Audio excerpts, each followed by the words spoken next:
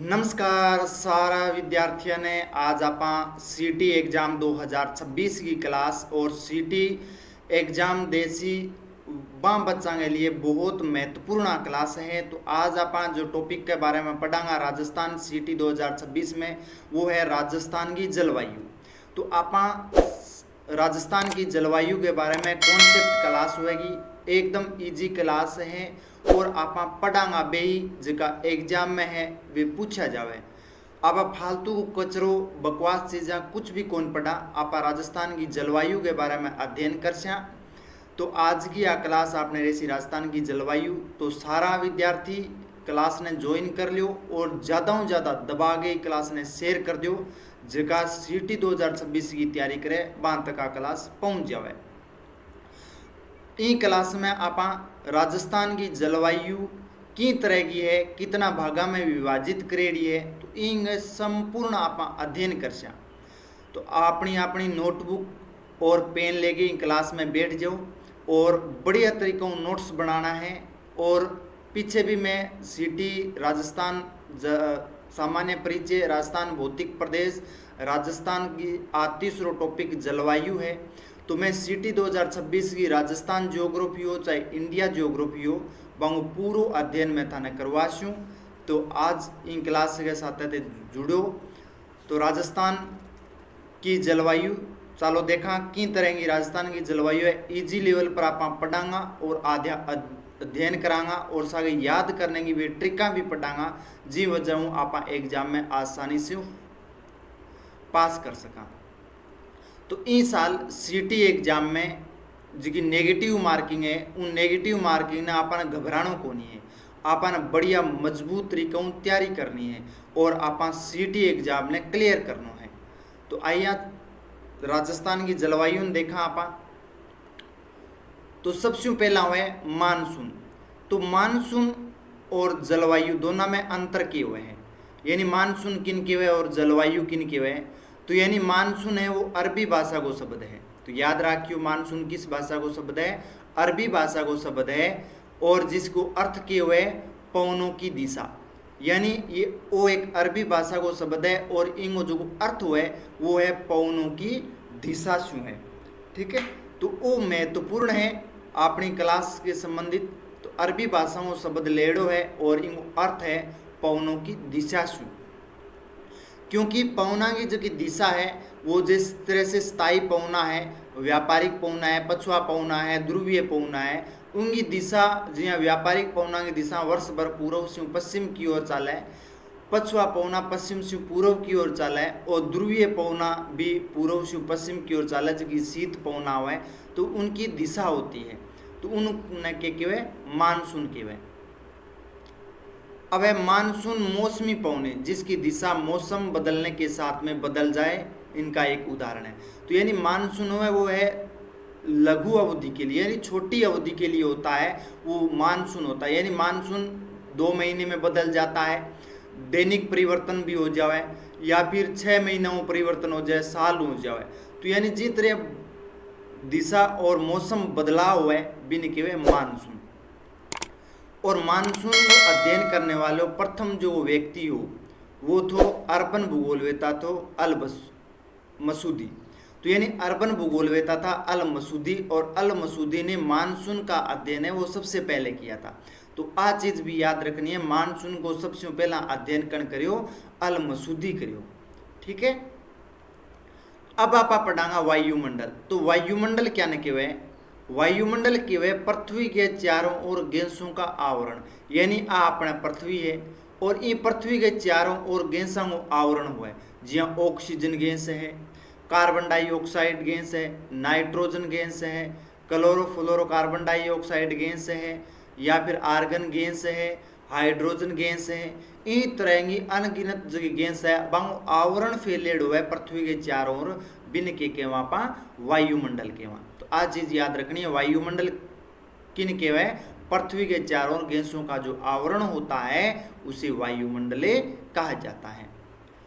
इंगे बाद में आप पढ़ांगा वायुदाब। तो वायुदाब क्या न कहवे, वायुमंडल पर लगने वाला दाब या भार होता है उसे वायु दाब कहते हैं। यानी जो गैसें होती है और गैसों का वायुमंडल पर जो दाब पड़ता है, भार होता है, उनके केवा वायु दाब केवा। तो याद रखो वायु दाब के वायुमंडल में लगने वाला गैसों का जो दाब या भार होता है उनके केवा वायु दाब केवा। अब वायु दाब आप पढ़ना दो प्रकार का हुआ है, एक हुआ निम्न वायु दाब, एक हुआ उच्च वायु दाब। तो निम्न वायु दाब और उच्च वायु दाब दोनों में क्या अंतर हुआ है? तो निम्न वायु दाब आप सबसे पहले अध्ययन करा तो जहाँ तापमान अधिक होगा वहाँ वायु दाब है, वायु गर्म होकर ऊपर उठेगी और निम्न वायु दाब बनेगा।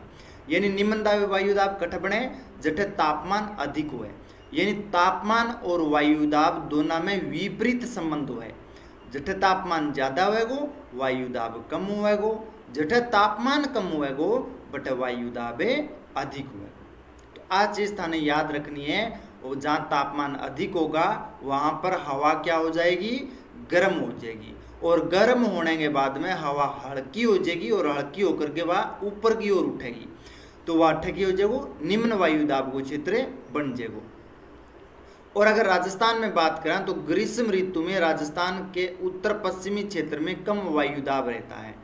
तो ग्रीष्म ऋतु यानी गर्मियां की जो ऋतु है, जो मार्च लेगे या अप्रैल लेगे मध्य जून को महीनों में इन बीच को जो समय हुए वो राजस्थान में ग्रीष्म ऋतु को समय हुए। और ये ग्रीष्म ऋतु में तापमान हमारा राजस्थान में बहुत ज़्यादा रहे, तो तापमान ज़्यादा रहेगो तो वायु दाब की होएगो कम होएगो। तो उत्तर पश्चिमी क्षेत्र यानी जो मरुस्थलीय क्षेत्र है बटके हो जाएगो अति निम्न वायु दाब हो जाएगो। तो आ है निम्न वायु दाब। अब आप पढ़ांगा उच्च वायु दाब। तो उच्च वायु दाब किन केवे? कम तापमान वाले क्षेत्र जहाँ वायु क्या हो जाती है? ठंडी हो जाती है। यानी जटे तापमान कम होएगो, और जटे तापमान कम होएगो बटे वायु की होएगी ठंडी होएगी, भी आर्द्रता भी ज़्यादा होगी और वह वायु भारी होएगी। तो वह भारी हवा होने की वजह बटे की हो जाएगो वायु दाबे बढ़ जाएगो। और हमेशा हवाएं हैं वो उच्च वायु दाब से निम्न वायु दाब की ओर चलती है। तो यानी हवा की चलती है चले उच्च वायु दाब निम्न वायु दाब की ओर चलेगी। तो याद रखियो जी जल है वो प्रवाहित हुआ है उच्च क्षेत्र निम्न क्षेत्र की ओर होएगो, बियई वायु दाब है वो पहुना चलेगी, उच्च वायु दाब निम्न वायु दाब की ओर हवा चलेगी। तो राजस्थान की जलवायु आगे और चला आप आगे देखा कि किन तरह की जलवायु है। तो अगर राजस्थान की जलवायु ने देखा तो मौसम की अगर बात करा तो मौसम है वो वायुमंडल में अल्पकालीन परिवर्तन हुआ है। यानी अल्पकालीन परिवर्तन यानी कम समय में परिवर्तन, कम समय में, यानी वो दैनिक परिवर्तन भी हो जाए, 2 महीना में भी मौसम बदल जाए, 6 महीना में मौसम बदल जाए, तो भी न केवल मौसम केवल ऋतु क्या न केवल यानी जो ऋतु का परिवर्तन हुआ है वो कुछ माह का वायुमंडलीय परिवर्तन होता है। यानी 3-3 महीने के अंतराल से जो पृथ्वी पर ऋतुओं का परिवर्तन होता है, तो उसमें 3 महीने का समय 4 महीने का समय वो लगता है, वो वायुमंडल में परिवर्तन होता है, उसे कहते हैं ऋतुओं का परिवर्तन होना। अब आप पढ़ांगा जलवायु की है। तो जलवायु है वो 30 वर्ष से अधिक समयावधि की वायुमंडल की दशा ही जलवायु होती है। यानी 30 वर्ष यानी 20 से ज़्यादा वर्ष, 15 वर्ष, 40 वर्ष, 100 वर्ष भी लग जाते हैं जलवायु परिवर्तन के लिए। तो वो भी न केवल आप लंबी समय अवधि यानी दीर्घ समय अवधि होती है परिवर्तन में पृथ्वी पर, तो वो उन्हें बोला आप जलवायु के। तो याद रख लीजिए मौसम क्या न केवल, ऋतु क्या न केवल और जलवायु क्या न केवल। अब आप पढ़ांगा राजस्थान को जो अधिकांश भाग है वो उपोष्ण कटिबंध में आवे। तो आप भी चीज़ याद रखनी है राजस्थान का में किस तरह के कटिबंध या किस तरह की जलवायु पाई जाती है। तो उपोष्ण कटिबंध जलवायु पाई जाए, ठीक है। तो राजस्थान का अधिकांश भाग यानी राजस्थान का कर्क रेखाओं बाद में जो गंगानगर तक का क्षेत्र है बढ़ तक के पाए जावे उपोष्ण कटिबंध क्षेत्र पाए जावे। और कर्क रेखा की अगर बात करें तो कर्क रेखा के कारण डूंगरपुर और बांसवाड़ा में उष्ण कटिबंध क्षेत्र है। तो यानी क्योंकि डूंगरपुर और बांसवाड़ा हो गए कर्क रेखा जो कि गुजरे 26 किलोमीटर की रेखा, तो बठू जो कि कर्क रेखा गुजरेगी तो जून के महीना में यानी 21 जून में सूर्य की बट की होगी स्थिति होगी, और सूर्य बटे लंबवत चमकेगो तो बटे प्रकाश अधिक होगा, और उष्मा ज्यादा होगी तो तापमान अधिक होगा। तो वो क्षेत्र होगा वो क्षेत्र ने के वहाँ उष्ण कटिबंध क्षेत्र। अरबी के बाद में आप जिया जिया उत्तर की ओर जावांगा बिया बिया तापमान कम होते जाएगा, और अधिकांश भाग है राजस्थान को बटे उपोष्ण कटिबंध क्षेत्र पाया जाएगा। राजस्थान के तापमान में अतिशयता व विविधता पाई जाती है, यानी कहीं पर अतिशयता यानी कहीं पर अति तापमान पाया जाता है, जैसे मरुस्थलीय क्षेत्र है यानी राजस्थान को पश्चिमी भाग है। कई राजस्थान का पूर्वी जो मैदानी भाग है बटे कम तापमान पाया जाए, क्योंकि बटे वर्षा भी अधिक हुआ है, नदियों का प्रवाह क्षेत्र भी है, तो यानी इन तरह की विविधता पाई जाए। इन तरह अरावली पर्वतमाला है तो बटे सिरोही में माउंट आबू जो ऊंची चोटी है 1722 मीटर तो बटे हिम जमी रहे, तो इन तरह की विविधता पाई जाए। यानी राजस्थान में एक तरह की जलवायु को नहीं पाया है, सारी जगह विविधता ही विविधता है। अब है राजस्थान में जलवायु को प्रभावित करने वाले कारक, और इन कारकों में से आपको पूछ सकते हैं इनमें से कौन सा कारक राजस्थान की जलवायु को प्रभावित नहीं करता है। तो अपना पढ़ना है प्रभावित किसा किसा कारक है वो जलवायु ने करे राजस्थान की। तो एक नंबर है अक्षांशीय स्थिति, और अक्षांश सबसे पहला आप थाने ध्यान होना चाहिए अक्षांश क्या न केवे। तो अक्षांश खातर थाने राजस्थान का सामान्य परिचय में जानो से बड़ा मैंने अक्षांश और देशांतर सारी चीज बताई दी है, फिर भी मैं थाने दोबारा बता दूं अक्षांश हुआ है ग्लोब पर पूर्व पश्चिम की ओर काल्पनिक रेखा खींचेड़ी हुआ है, तो भी ने बोला अक्षांश रेखा। और अक्षांश रेखा कितनी हुए तो अक्षांश रेखा हुआ 179, और कुल अक्षांश की अगर बात करें तो कुल अक्षांश हुआ 181। तो अक्षांशीय स्थिति है वो जलवायु ने प्रभावित करे, और राजस्थान का अधिकांश भाग है वो उपोष्ण कटिबंध में आता है, और कर्क रेखा राजस्थान के दक्षिणी भाग से गुजरे है। तो राजस्थान को जो दक्षिणी भाग है डूंगरपुर और बांसवाड़ा वो क्षेत्र है, अठू कर्क रेखा गुजरे 26 किलोमीटर की लंबाई। तो 26 किलोमीटर की लंबाई अठू राजस्थान की कर्क रेखा गुजरे, और अठ सूर्य की स्थिति 21 जून ना हुआ तो अठ जो तापमान होगा वो सूर्य की लंबवत किरणें गिरेगी, और जिया जिया हम उत्तरायण की ओर जाएंगा सूर्य की किरणों का कोण है वो बढ़ जाएगा, और सूर्य की किरणों का कोण बढ़ेगा तो भटके होगा कम तापमान होगा। तो ये खातर अठ उपोष्ण कटिबंध क्षेत्र और अठ उष्ण कटिबंध क्षेत्र पाया जाएगा। तो अक्षांशीय स्थिति भी तापमान को प्रभावित करती है। दूसरा है अरावली पर्वत की स्थिति। तो अरावली पर्वतमाला है वो तापमान ने की तरीकों प्रभावित करे वो आप देखा अगर बात करा तो अरब सागर से आने वाली जो मानसूनी पवना है वो अरावली के समानांतर के कारण मानसूनी पवने बिना वर्षा की उत्तर की ओर बढ़ जाती है, यानी जहाँ अरब सागर की दक्षिणी पश्चिमी हवा आवे, और अरावली की स्थिति आप देख ही रहे हो अरावली की स्थिति मैप में। तो अरावली की स्थिति है उत्तर पूर्व दक्षिण पश्चिम में, और दक्षिण पश्चिम में जो मानसूनी पवन आवे तो अवरोध कोनी है पश्चिम भाग में, और जब अवरोध कोनी होगा तो ये आर्द्र हवा है वो आगे सीधी बढ़ जाए बिना वर्षा करे, तो आगे की ओर बढ़ जाए, और आगे की ओर बढ़ जाए तो इन क्षेत्र में वर्षा बहुत कम वर्षा हुआ है, तो ये कारण वो प्रदेश शुष्क और अर्ध शुष्क प्रदेश से कहलावा है। जबकि बंगाल की खाड़ी की शाखा अरावली से टकरा करके राजस्थान के दक्षिणी पूर्वी भाग में वर्षा प्राप्त करती है। तो दूसरी हवा है बंगाल की खाड़ियों दक्षिणी पूर्वी हवा, और दक्षिणी पूर्वी हवा से अरावली है व्यंग समकोण स्थिति में। तो ये अवरोध के रूप में जब हवा टकरा से तो राजस्थान के दक्षिणी पूर्वी और जो दक्षिणी भाग है बटे अधिक वर्षा करेगा। इन खातर अठ जो वर्षा हुआ है तो वो 0-50 सेंटीमीटर के बीच में, और अरावली के पूर्व में 100 से 150 सेंटीमीटर के बीच में वर्षा हुआ है। और अरावली का पश्चिमी भाग है वो वृष्टि छाया प्रदेश कहलाता है, अर्थात थार मरुस्थल में कम वर्षा होती है। वृष्टि प्रदेश और एक वह वृष्टि छाया प्रदेश, तो ये दोनों चीजें थाने भी याद रखनी हो सी वृष्टि प्रदेश क्या न केवे और वृष्टि छाया प्रदेश की न केवा। तो अगर वृष्टि छाया प्रदेश की बात करें तो जब आर्द्र पवना अठ टकरावेगी बे बाद में ऊपर की ओर उठेगी तो अपनी आर्द्रता है वो समाप्त कर देती है। जब आर्द्रता समाप्त कर देवे तो पश्चिमी भाग में बहुत कम मात्रा में वर्षा हुआ है, तो वो क्षेत्र कहलावा है वृष्टि छाया प्रदेश। और ई भाग में अवरोध की स्थिति में हुआ तो ई भाग में अधिक वर्षा करे तो ई कारण इन केवल वृष्टि प्रदेश के आ दोनों चीजें याद रखियो। 3 नंबर है समुद्र तल से दूरी। तो यानी जलवायु को प्रभावित करने वाले कारकों में 3 नंबर अगर आप बात करा तो वह है समुद्र तल से दूरी। तो समुद्र तल से दूरी की अगर बात करा तो वो राजस्थान के अरब सागरों दूरी कितनी है 400 किलोमीटर है।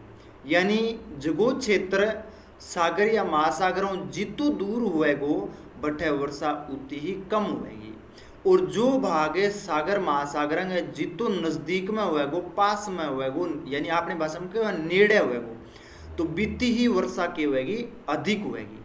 क्यों होएगी? क्योंकि समुद्र की लहरा बटे उठेगी और उठने के बाद में भी तटीय भाग में अधिक वर्षा करेगी। ठीक है ना। तो राजस्थान की जो अरब सागरों दूरी है वो 400 किलोमीटर है। इंग सागर सागर राजस्थान से कच्छ की खाड़ी की अगर दूरी की बात करें तो वह 225 किलोमीटर। कच्छ की खाड़ी गुजरात में है और गुजरात में जो कि लूणी नदी लुप्त हुआ है तो वह है 225 किलोमीटर की दूरी। खंबात की खाड़ी की बात करें तो अरब सागर में है तो खंबात की खाड़ी 275 किलोमीटर की दूरी है। तो राजस्थान में 275 किलोमीटर की दूरी है। अब बात करें बंगाल की खाड़ी की कितनी दूरी है तो वो है 2900 किलोमीटर।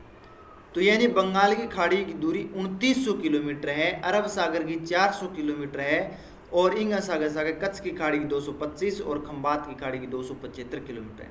तो अधिक दूरी होने की वजह राजस्थान में महाद्वीपीय प्रकार की जलवायु पाई जाए क्योंकि अटे शुष्क जलवायु है क्योंकि समुद्र सागर महासागरों दूर है वो भाग। ठीक है। अब बात करें राजस्थान की समुद्र तट से अधिक दूरी के कारण यहाँ की जलवायु है वो महाद्वीपीय प्रकार की है।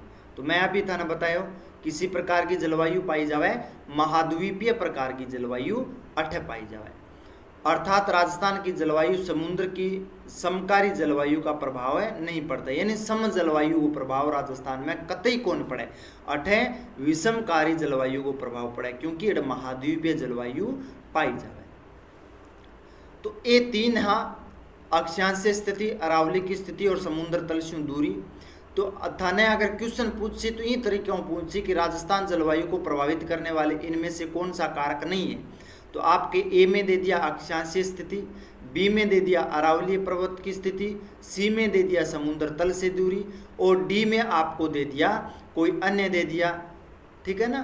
तो उसमें से आपको बताना है कि ये 3 तो हमने पढ़े हैं तो इनमें ये तो सही है प्रभावित कर रहे हैं। अगर चौथा कारक है तो वो उनसे मेल नहीं खा रहा है तो यानी वो रॉन्ग आंसर होगा। तो इसलिए उसका डी है वो करेक्ट आंसर आपको कर देना है। अब आप 4 नंबर जो प्रभावित करने वाला कारक न पढ़ागा वो है मरुस्थल व पवनों की दिशा। तो मरुस्थल और पवनों की दिशा की तरीका प्रभावित करे है जलवायु ने राजस्थान की। तो राजस्थान के पश्चिमी भाग में थार का मरुस्थल है। तो राजस्थान का जो पश्चिमी भाग है और पश्चिमी भाग में थार को मरुस्थल है इन तरीके का बड़ा बड़ा रेतीला टीला पाया जावे, कम वनस्पति हुए सूखे पेड़ हुए। ठीक है ना। तो यानी पश्चिम भाग में थार का मरुस्थल है जो गर्मियों में अधिक गर्म और सर्दियों में अधिक ठंडो रहे। यानी थार के मरुस्थल की विशेषता है बट की रेतीली मृदा है वह जल्दी की हो जाएगी गर्म हो जाएगी और जल्दी की हो जाएगी ठंडी हो जाएगी। इन वजहों गर्मियां के समय में बट अधिक तापमान रहेगा यानी आज जल्दी गर्म हो जाए इन कारण और सर्दियों में अधिक ठंड पड़ेगी क्योंकि यहाँ पर रेतीली मृदा है तो इनका स्वभाव है जल्दी गर्म होना और जल्दी ही ठंडी होना। तो आप ही अपन जलवायु ने प्रभावित करें। तो मरुस्थल व पवनों की दिशा 4 नंबर। अब आप 5 नंबर जो जलवायु में प्रभावित करे वो है समुद्र तल से ऊंचाई। तो अगर राजस्थान की समुद्र तल से ऊंचाई की अगर बात करें तो राजस्थान को अधिकांश भाग है वो समुद्र तल से 370 मीटर से भी कम ऊंचा है। यानी समुद्र तल से 370 मीटर से कम ऊंचो है। ठीक है। और अब आप ऊपर की ओर जावांगा उनसे ऊंचाई जितनी बढ़ेगी बीतो बीतो तापमान है वो कम होता जाएगा। यानी 165 मीटर की ऊंचाई पर 1 डिग्री सेल्सियस तापमान है कम होएगा। और अगर आप गहराई में जावा तो 32 मीटर की गहराई में जावांगा तो 1 डिग्री सेल्सियस तापमान बढ़ जाएगा। और वो क्वेश्चन पूछो भी गए है, यानी 165 मीटर की ऊंचाई पर कितना तापमान बढ़ जाता है। तो इथा ने याद रखना है 1 सेंटीग्रेड है तापमान है बढ़ जाए। अगर बात करें तो कितनी गहराई में, 32 मीटर की गहराई में 1 डिग्री सेल्सियस तापमान है बढ़े। तो ऊंचाई में जाएगा तो तापमान कम होगा, यानी 165 मीटर में 1 डिग्री सेल्सियस तापमान कमी आएगी। और 32 मीटर गहराई में जाऊंगा तो 1 सेंटीग्रेड तापमान है बढ़ जाएगा। तो इन चीज़ों को भी याद रखना है। तो ये कारण है समुद्र तल से कम ऊंचाई है, कम ऊंचाई की वजह अठे विषम जलवायु पाई जाए। तो समुद्र तल से ऊंचाई ये कारक भी राजस्थान की जलवायु को प्रभावित करता है। अब आवे 6 नंबर, प्राकृतिक वनस्पति की कमी। और प्राकृतिक वनस्पति की कमी की तरीका हो रहे हैं, जहाँ पर संघन वनस्पति होगी वहाँ जलवायु आर्द्रता अधिक होगी। यानी जगह क्षेत्र में वनस्पति यानी पेड़ पौधा सबसे ज़्यादा होएगा, संघन यानी ज़्यादा वनस्पति, तो बठ की होगी जलवायु आर्द्र जलवायु होगी। आर्द्र जलवायु यानी बठ अधिक वर्षा होगी। और पश्चिमी राजस्थान में प्राकृतिक वनस्पति कम होने के कारण तापमान अधिक व आर्द्रता कम होती है। तो पश्चिमी राजस्थान मरुस्थलीय क्षेत्र में शुष्क क्षेत्र है, इन कारणों है क्योंकि बटे पेड़ पौधा की कमी है। और जटे पेड़ पौधा की कमी हो सी बटे की होगी वर्षा कम होगी। तो राजस्थान को जो पश्चिमी भाग है थार को मरुस्थल है, बटे हमारी राज्य वृक्ष खेजड़ी, और खेजड़ी है जिन्हें कल्प वृक्ष यही को निकले नहीं बा एक आर्द्रता और नमी और सागे सागे मरुस्थल ने आगे बढ़ना रोक के है। इन वजह राजस्थान का जो कल्प वृक्ष है बा खेजड़ी नहीं के वहाँ पर, ठीक है।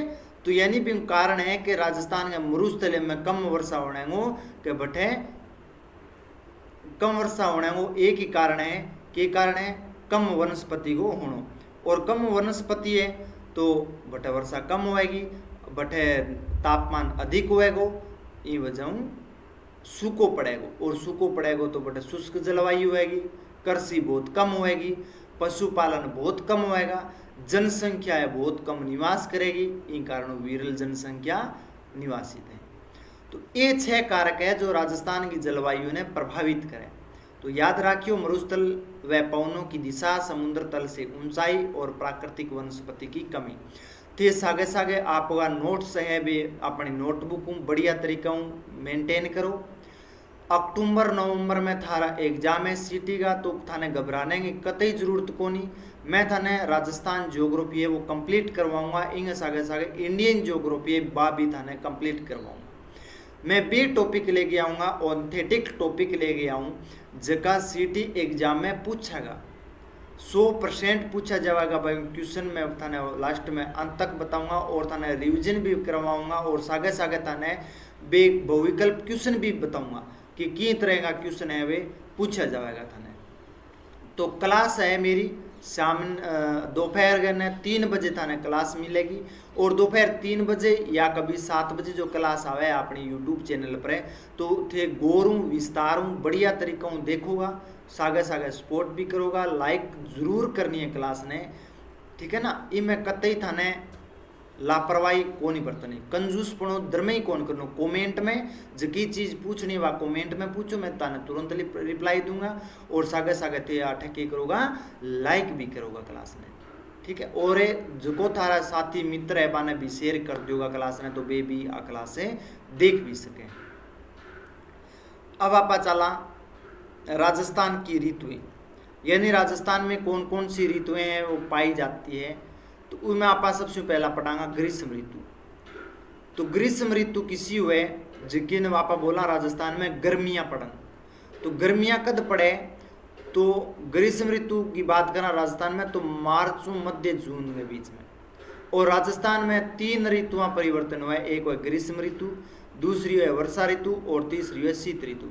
ये तीनों ऋतुआं हमारे राजस्थान में हुए, ठीक है। तो थाने याद रखना है राजस्थान में से इनमें से कौन सी ऋतु का प्रकोप नहीं होता है। तो 3 ये दे दे, एक अन्य ऋतु दे दे, तो आपको याद रखना है वो ग्रीष्म ऋतु होती है, वर्षा ऋतु होती है, और शीत ऋतु होती है। तो तीनों ऋतुआं हुए, एक अन्य ऋतु कौन है तो वह अपना करेक्ट आंसर कर देंगे।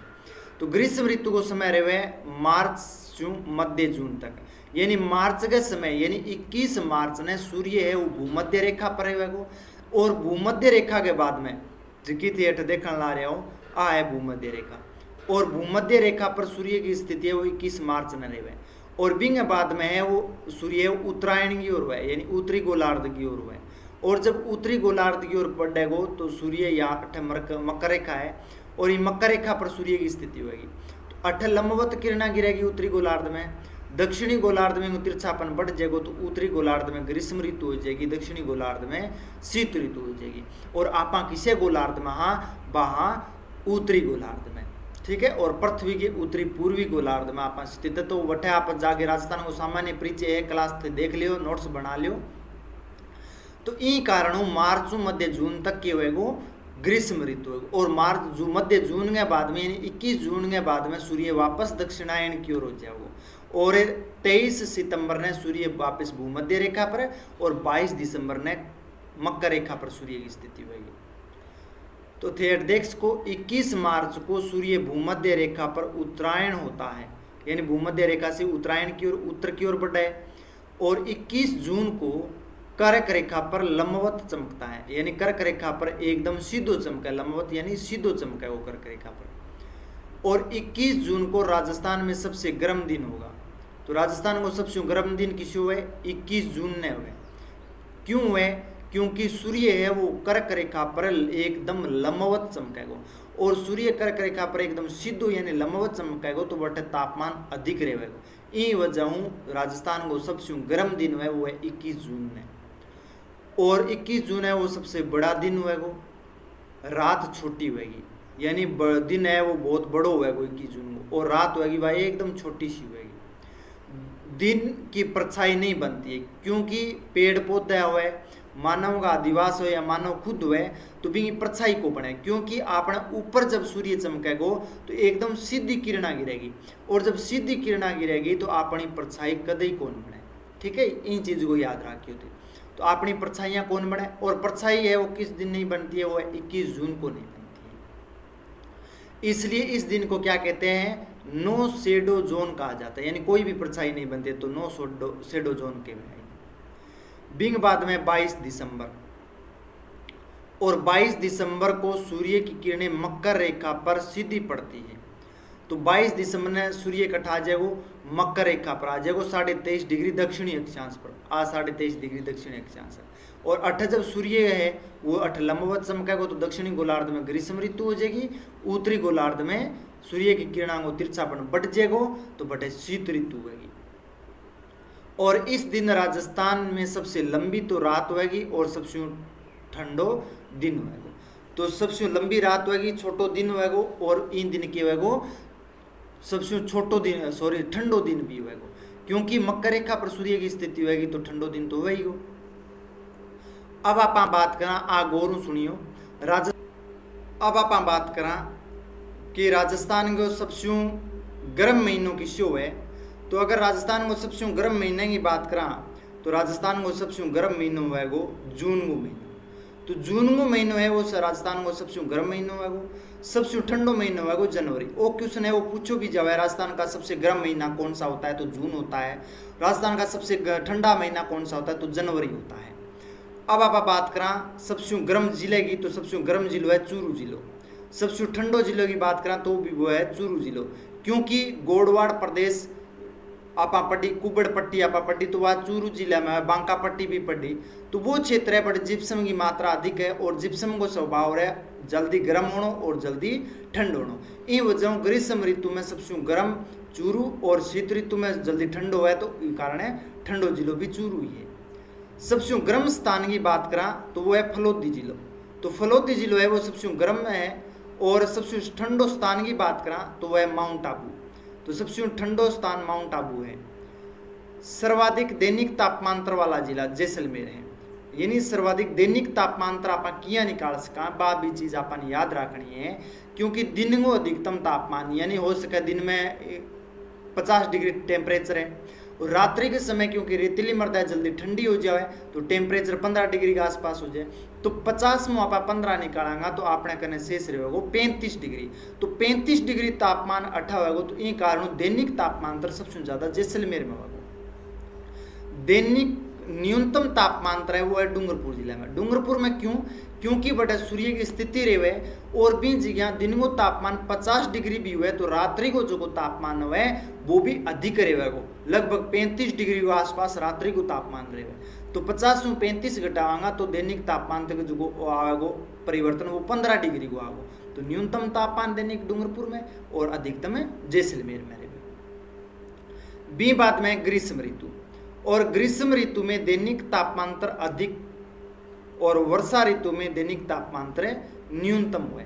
यानी दैनिक ग्रीष्म ऋतु में दैनिक तापमान अधिक रहे हुए क्योंकि मरुस्थलीय क्षेत्र में या फिर राजस्थान के क्षेत्र में दिन को तापमान ज़्यादा हुए और रात्रि को तापमान कम हुए भी वजह। और दैनिक वर्षा ऋतु में अगर दैनिक तापमान की बात करें तो वो न्यूनतम रहे क्योंकि दिन को तापमान भी कम रहे, बादल छाया रहे और वर्षा भी मौसम हुए तो भी वजह न्यूनतम तापमान। बी बात में सर्वाधिक दैनिक तापमांतर वाला स्थान तो वह है चूरू जिला। तो सर्वाधिक दैनिक तापमांतर किसे जिले में रहेगा? चूरू जिले में। न्यूनतम दैनिक तापमांतर वाला स्थान की बात करें तो वह है माउंट आबू। ठीक है, तो यानी उच्चतम ऊंचाई होने के कारण यहाँ पर दैनिक तापमांतर है न्यूनतम पावे माउंट आबू में। और सर्वाधिक वार्षिक तापमांतर वाला जिला की बात करें तो वह है चूरू और न्यूनतम वार्षिक तापमान जिले की बात करें तो वह है डूंगरपुर। तो दोनों चीज़ें याद रखनी है। सर्वाधिक वार्षिक तापमांतर यानी एक साल को जो अंतर निकाला तो वो सर्वाधिक चूरू में है और न्यूनतम वार्षिक तापमान की बात करें तो वह है डूंगरपुर जिला में। तो दोनों चीज़ याद रखना है, चूरू और डूंगरपुर जिलों। तो ही ग्रीष्म ऋतु। अब आप दोज की ऋतुआं रही है, वर्षा ऋतु, शीत ऋतु और कोपेन को जलवायु वर्गीकरण भी आप पढ़ागा। तो आप नेक्स्ट क्लास में पढ़ागा। ई क्लास में आज के लिए इतो ही करवावांगा।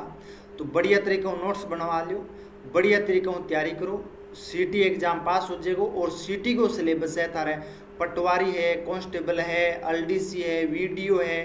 तो आगे ये भी बहुत महत्वपूर्ण है क्योंकि सिलेबस सेम है। तो थाने तैयारी बहुत इजी लेवल में थाने तैयारी की शुरुआत करनी है। और जिया आप आगे बढ़ता जाओगा बिया आपने सीटी है वो एकदम इजी लगेगी और आप अपने लक्ष्य तक पहुंच सका। तो क्लास ने ज़्यादा से ज़्यादा शेयर कर दीजिए। ये आशा और विश्वास के साथ सारा ने बहुत बहुत धन्यवाद। जय हिंद, जय भारत, बहुत बहुत धन्यवाद।